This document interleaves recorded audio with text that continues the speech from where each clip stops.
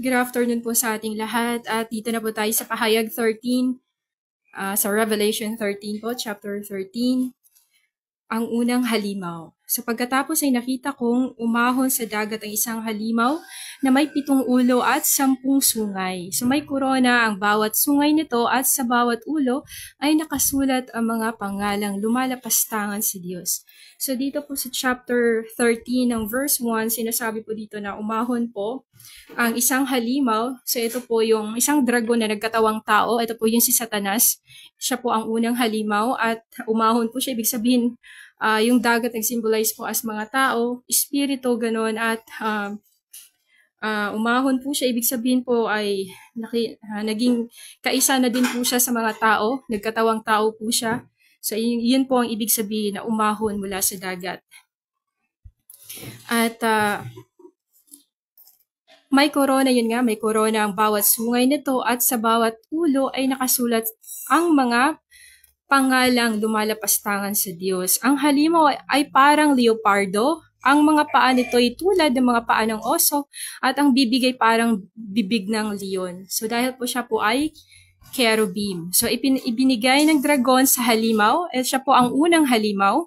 Siya po ay si Satanas na nagkatawang tao. Binigay po ni dragon ang kanyang kapangyarihan sa unang halimaw. So ginagaya po nila si Lord Jesus Christ na isang ama ay ibinigay yung power sa Son of God, sa Lord Jesus Christ. Pero isa lang po yan sila. So yun, ibinigay ng dragon. At ang isa sa mga ulo ng halimaw ay parang may sugat na nakamamatay, ngunit ito'y gumaling. So bakit po may sugat? Dahil yun nga, may labanan po sa second heaven, dahil tuluyan na silang ipinatapon dito sa lupa, kaya nagkaroon po ng sugat si Satan. Yun. At namangha ang buong daigdig sa nangyaring ito at nagsisisunod sila sa halimaw. So dahil sa sugat na tinamo niya dahil sa labanan nila Angel Michael at yung pagkatapon din niya dito sa lupa, ay namangha ang mga tao dahil yun nga yung sugat na yun ay gumaling. So dahil doon, sinamba ng lahat ng tao ang dragon sapagkat ibinigay nito ang kanyang kapangyarihan sa halimaw. So, ibig sabihin po, nagkakaroon ng wonders, signs and wonders. Nakakagawa ng mga milagro, pero hindi po yung talagang katulad sa Panginoon Jesus Christ that will last for all eternity. Sinasamba rin nila ang halimaw at sinabi nila, sino ang katulad ng halimaw? Sino ang makakalaban sa kanya? And masyadong mataas ang tingin ng mga sumasamba kay Satanas dahil yun nga sa kapangyarihan na taglay. So, si Satan po kasi o si Lucifer, isa sa 3 pinaka-powerful na angel. So, nakakagawa siya ng mga bagay na nakakamangha.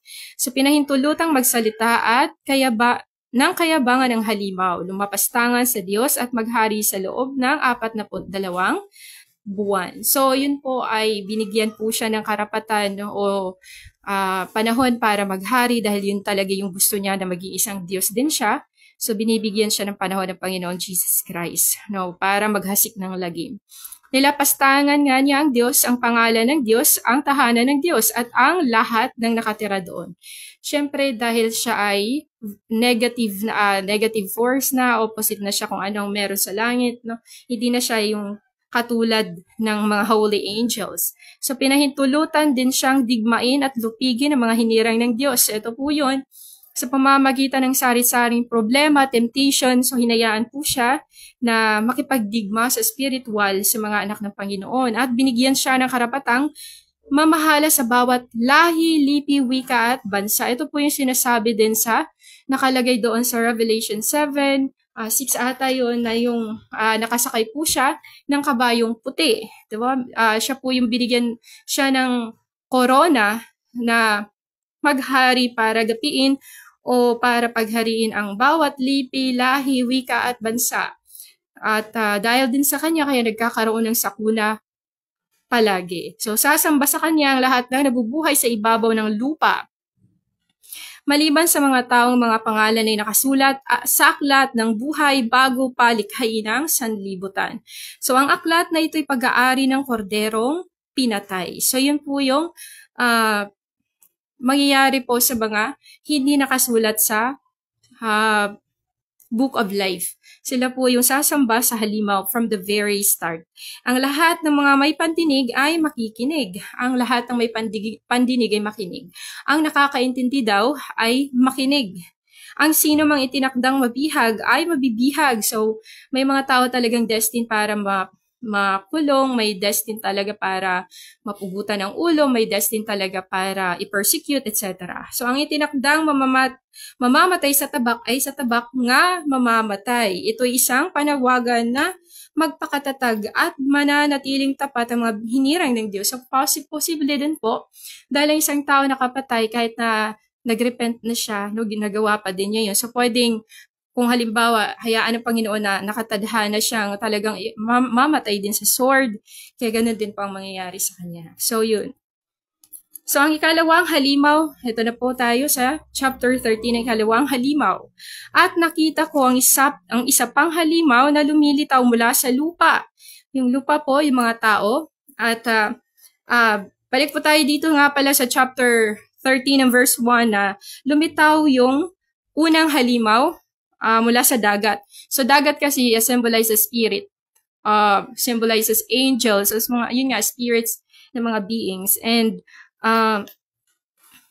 yun, parang lumitaw yung pagiging masama, no? Lumitaw yung pagiging puno ng kasamaan, yun nga, yung si Satanas. At ito naman sa ikalawang halimaw, chapter 13 pa din, at nakita ko ang isa pang halimaw na lumilitaw mula sa lupa.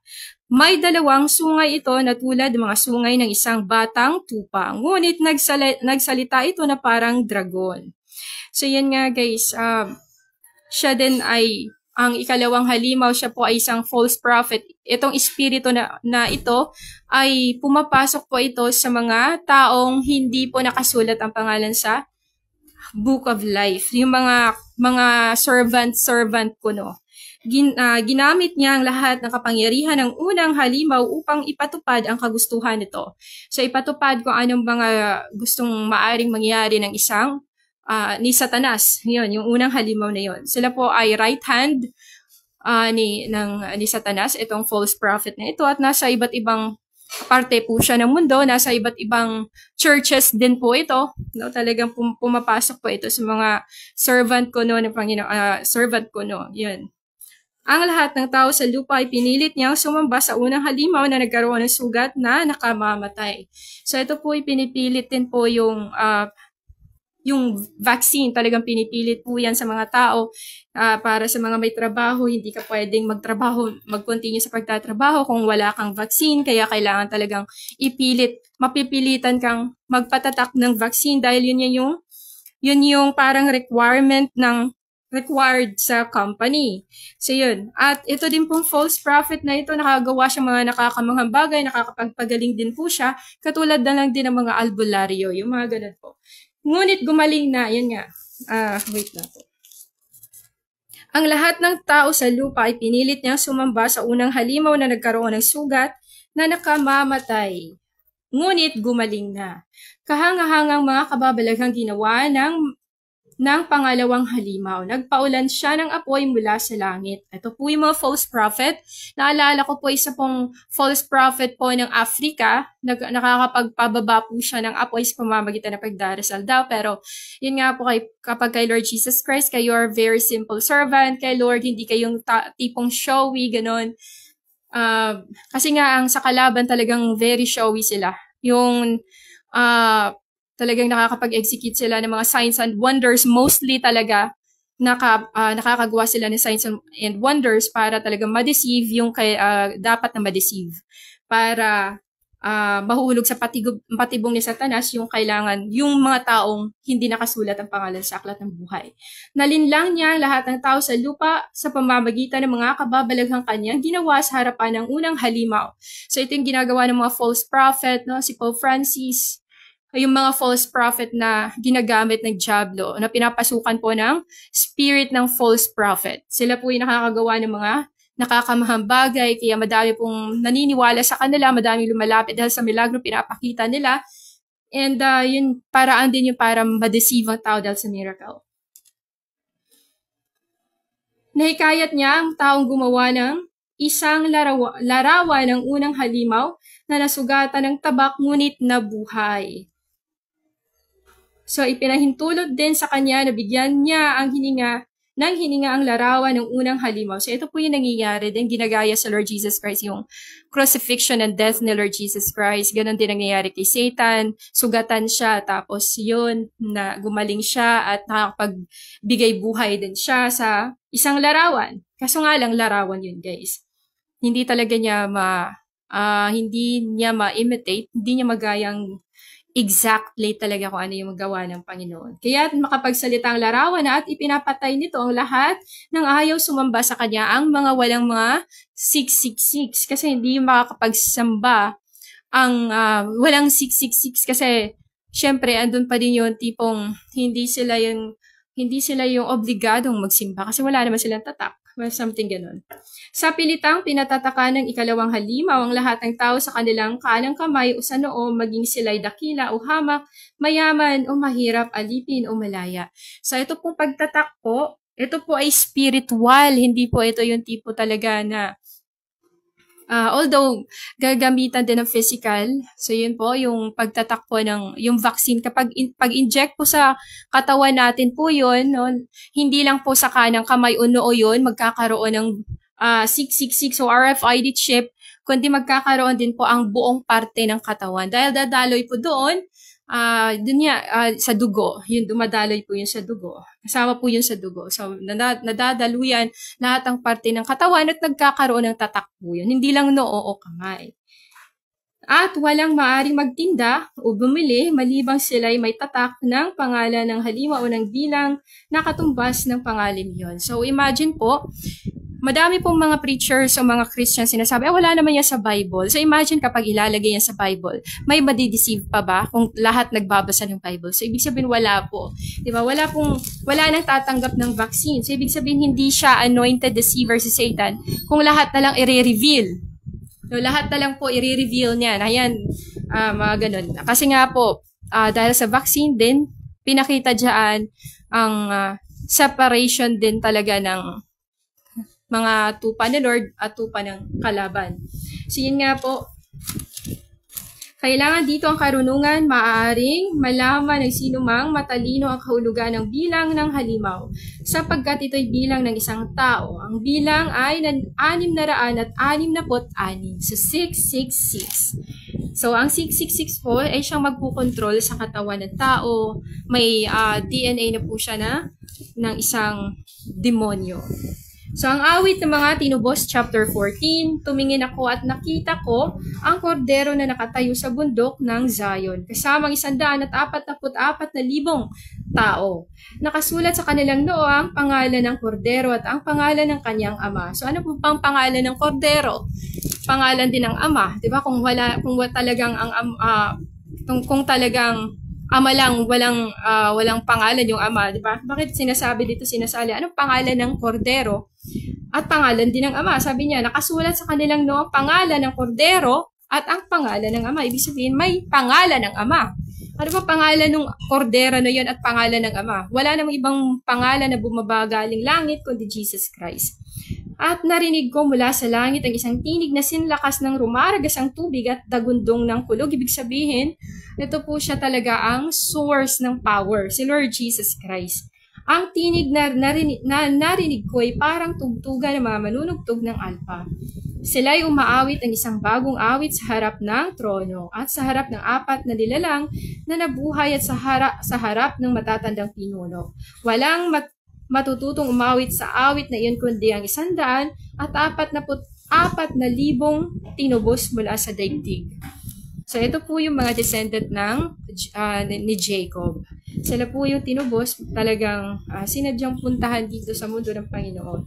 Ito ang mga lalaking nananatiling walang dungis at hindi nakipagtalik sa mga babae. Ibig sabihin po sila po yung hindi adulterous ang puso. Sila po yung mga talagang pure na nagsisimba sa Diyos. Sila'y tinubos mula sa buong sangkatauhan bilang mga unang handog sa Diyos at sa Kordero. So probably, isa na po dito, makakabilang po dito ang mga prophets din po. So hindi sila nagsinungaling kailanman at wala silang anumang kapintasan. Dahil po yun sa banal na dugo ng Panginoon Jesus Christ, kaya ang isang tao po na nagrepent ay walang kapintasan na makikita sa kanya. Kasi kapag tinuring ng Panginoon na righteous, talaga pong wala pong kapintasan. So, ang tatlong anghel. Nakita ko rin ang isa pang anghel na lumilipad sa himpapawid, dala ang walang hanggang magandang balita upang ipahayag sa mga tao sa lupa sa lahat ng bansa, lipi, wika at bayan. Sinabi niyang malakas, matakot kayo sa Diyos at luwalhatiin ninyo siya, sapagkat dumating na ang oras ng kanyang paghatol. So, ibig sabihin po, talagang hinihikayat ng anghel na seryosohin ng Panginoon, hinihikayat ng anghel na talaga ang mga tao ay matutong sumunod o katakutan ng Panginoon Jesus Christ dahil siya ay makapangyarihang Diyos. Sambahin ninyo ang Diyos na lumikha ng langit, lupa, dagat at mga bukal ng tubig at wag daw po yung mga creature, wag daw po yung mga ribulto o kung ano man yung mga bagay na mas lamang pa kaysa sa Panginoon Jesus Christ.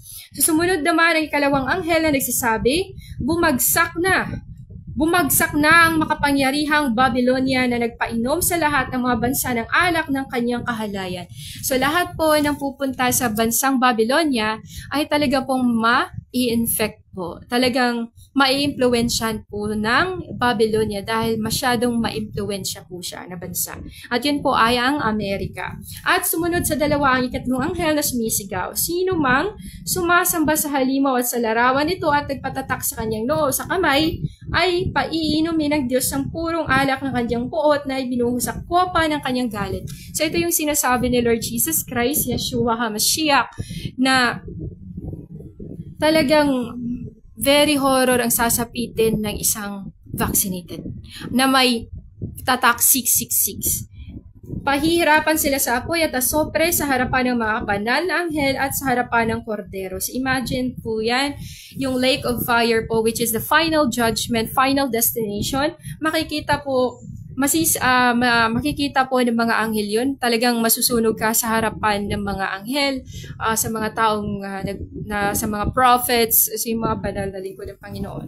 Ang usok mula sa apoy na nagpapahirap sa kanila ay patuloy na tataas magpakailanman. So, ibig sabihin po, wala pong kapahingahan. Araw at gabi maghihirap ng walang pahinga ang mga sumamba sa halimaw at sa kanyang larawan at ang mga natataka ng kanyang pangalan.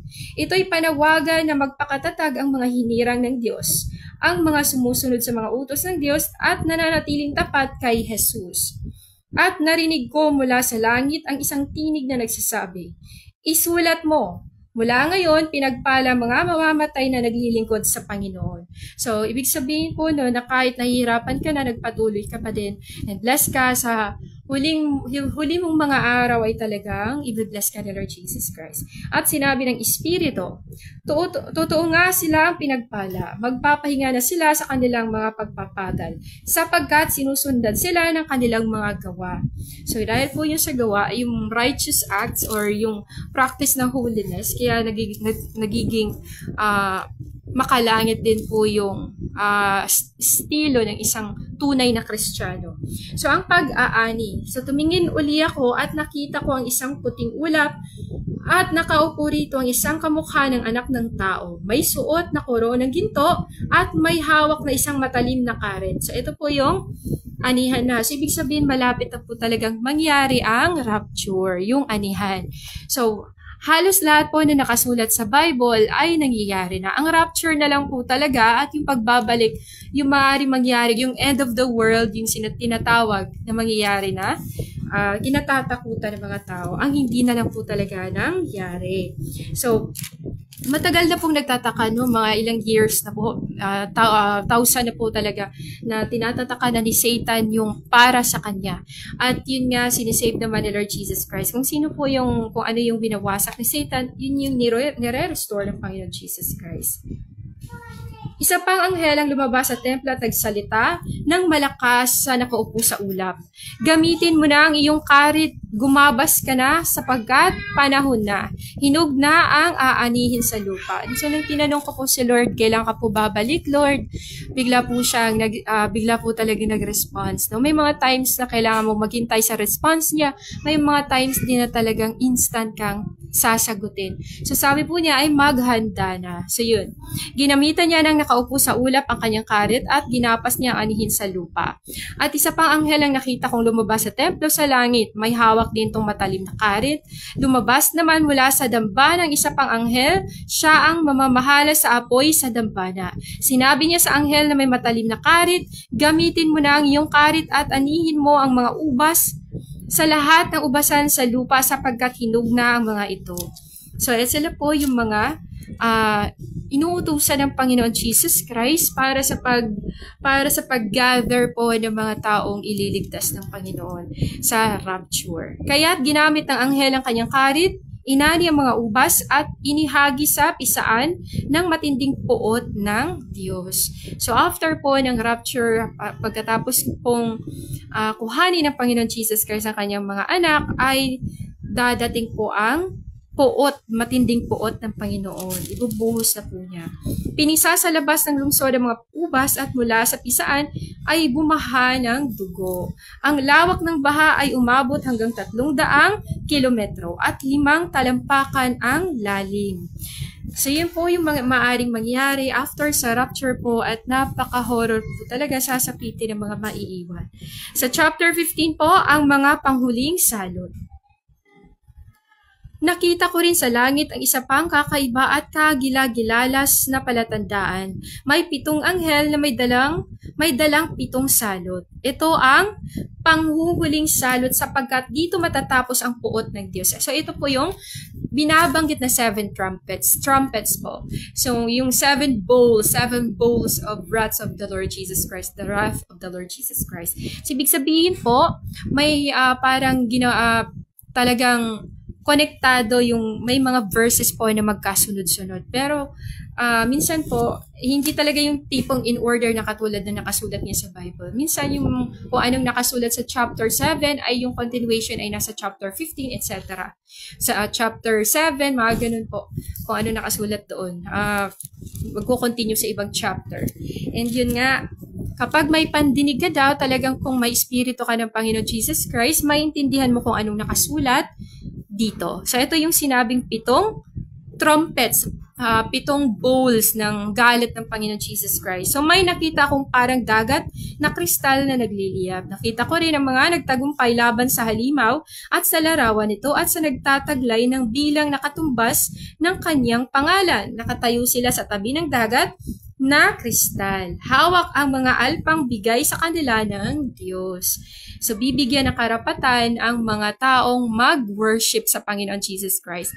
Kung tayo ay hindi marunong dito sa lupa ng mga instrumento, pagdating po natin doon sa langit ay malalaman na po natin lahat yon. So, inaawit nila ang awit ni Moises na lingkod ng Diyos at ang awit ng Kordero. So, Panginoong Diyos na makapangyarihan sa lahat, dakila at kahangahangang iyong mga gawa. O hari ng mga bansa, matuwid at totoo ang iyong mga paraan. Sino ang hindi matatakot sa iyo, Panginoon? Sino ang hindi magpupuri sa iyong pangalan? Ikaw lamang ang banal. So, ibig sabihin po, kaya hinayaan na Lord Jesus Christ, may mga weaknesses po tayo para din po tayo ay marunong tumawag sa Panginoon Jesus Christ. Kasi kung perfect na po tayo, ay lalaki ang ulo natin at iisipin natin hindi na talaga tayo nagkakasala. So, maano ito ginagamit ang Panginoon Jesus Christ, ang ating imperfection, para mas lalo po tayong magpursige at mas lalo tayong tumawag din sa Panginoon Jesus Christ dahil siya lamang ang makakapagpuno ng ating imperfections, ng kanyang perfections. Yung pagiging banal ng Panginoon Jesus Christ. So, pinupuno po tayo ng kanyang kabanalan sa pamamagitan ng kanyang espiritu. So, lahat ng mga bansa ay lalapit at sasamba sa iyo, sapagkat nakita ng lahat ang matuwid mong mga gawa. So, pagkatapos nito ay nakita ko ring bumukas ang templo sa langit, ang tudang tipanan. So, lumabas mula sa templo ang 7 anghel na may dalang 7 salot. Ito po yung binanggit sa 7 trumpets na pagkatapos po ng yung pagka-ika-7 po na nag-blow ng anghel ay matatapos na din po ang lahat. So, yun nga po. So, 7 spirits of the Lord Jesus Christ ay nagdadala ng 7 trompeta. So, nakasuot sila ng damit na malinis at nakasilaw sa kaputian at may gintong pamigki sa dibdib. Ibinigay sa kanila ang isa sa 4 na nilalang na buhay ang 7 mangkok. Ito po yung magbabagsakan, ito po yung earthquake, ito po yung, yun nga po yung 50 kilos magbabagsakan dahil po yun sa 7 trompeta. That will create